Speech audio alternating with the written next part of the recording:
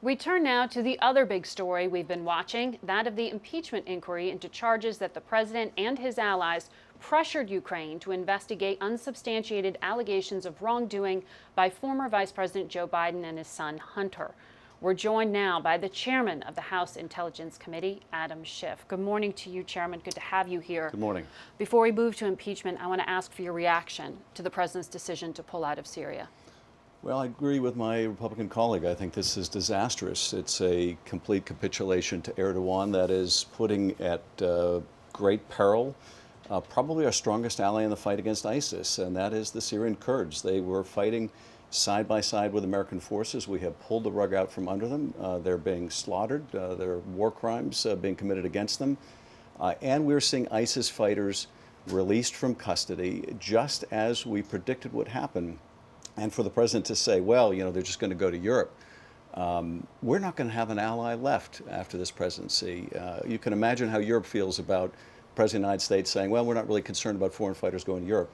They're going to pose a direct threat to our homeland as well, and we ought to care about our allies. This wouldn't be happening but for this impulsive decision by the president to capitulate to Erdogan by precipitously withdrawing our forces. It's just what Secretary Mattis warned against. Erdogan took this as a green light, and who can blame him for perceiving that that was the president's intention? And the consequences will be far lasting. The damage to our standing, the fact that Kurds are now entertaining going to the Russians to protect them because the Americans wouldn't.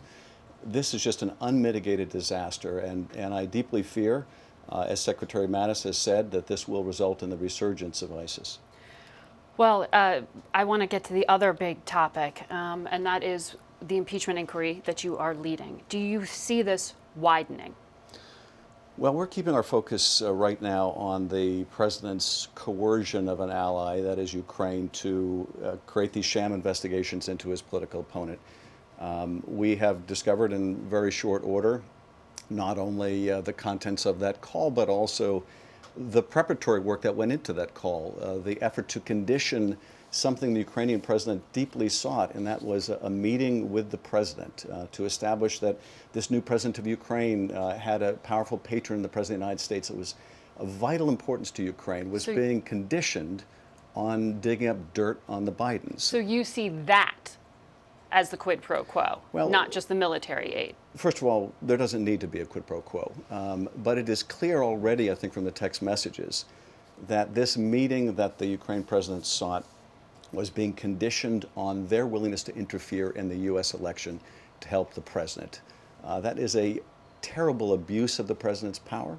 Now, whether that abuse goes further, that is the withholding of military aid also as leverage, there's certainly strong indications that that is true as well, and we're going to get to the bottom of it. But here you have a president of the United States abusing his power to the detriment of our national security, and doing so to get yet another foreign country to intervene in our election. It's hard to imagine more of a corruption of his office than that. When will you begin to hold public hearings? The polling that CBS has done has shown that Americans really are not clear on what to think about this impeachment inquiry over the past 2 weeks of work you've done.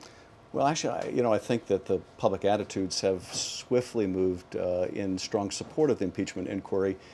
And what we were trying to do is do a methodical and yet with a sense of urgency investigation of these matters. Well, the Republicans say it's behind closed doors so you can cherry pick information to be released. The Republicans would like nothing better, because they view their role as defending the president, being the president's lawyers. If witnesses could tailor their testimony to other witnesses, they would love for one witness to be able to hear what another witness says so that they can know what they can give away and what they can't give away. There's a reason why investigations and grand jury proceedings, for example, and I think this is analogous to a grand jury proceeding, are done out of the public view initially. Now, we may very well call some of the same witnesses or all the same witnesses in public hearings as well, but we want to make sure that we meet the needs of the investigation and not give the president or his legal minions the opportunity to tailor their testimony and, in some cases, fabricate testimony to suit their interests. You've been, well, the whistleblower has made these complaints and handed them over. Why push for this whistleblower to come before Congress? Because Republicans are calling for it, and some Democrats would like to ask questions too, but this information's already out there. Can't the committee do its own investigation without risking the identity of this person being We made public? can, and I think initially, before the president started threatening the whistleblower, threatening others, calling them traitors and spies, and suggesting that, we used to give the death penalty to traitors and spies, and maybe we should think about that again. Yes, we were interested in having the whistleblower come forward. Our primary, Not anymore? Well, our primary interest right now is making sure that that person is protected. Indeed, now there's more than one whistleblower that they are protected. And given that we already have the call record, we don't need the whistleblower who wasn't on the call to tell us what took place during the call. We have the best evidence of that. We do want to make sure that we identify other evidence that is pertinent to the withholding of the military support, the effort to cover this up by hiding this in a classified computer system. We want to make sure that we uncover the full details about the conditionality of either the military aid or that meeting with the Ukraine president. It may not be necessary to take steps that might reveal the whistleblower's identity to do that, and we're going to make sure we protect that whistleblower. You know who was on that July 25th call? You know all the participants? I can't say that I do, but we now know what took place on that call.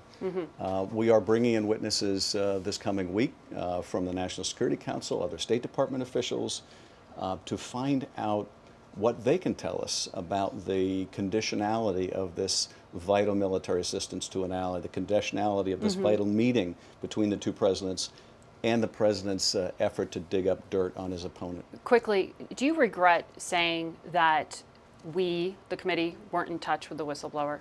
I should have been much more clear, and I said so the minute it was brought to my attention, that I was referring to the fact that when the whistleblower filed the complaint, we had not heard from the whistleblower. We wanted to bring the whistleblower in at that time, but I should have been much more clear about that. Congressman, thank you very much.